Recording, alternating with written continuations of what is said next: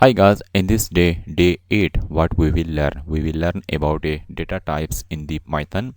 Basics of data types we will discuss in this unit because there are three parts of the data types.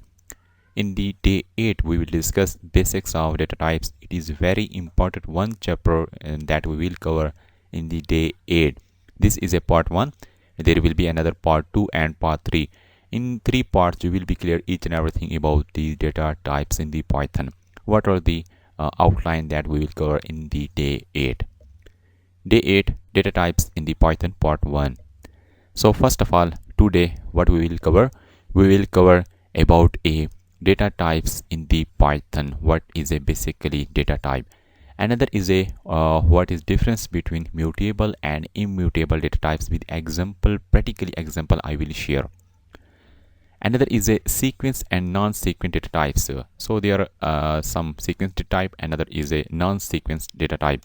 I will share with you theoretical concept as well as practical example. You will be clear about a mutable and immutable and sequence and non-sequence data type in the Python.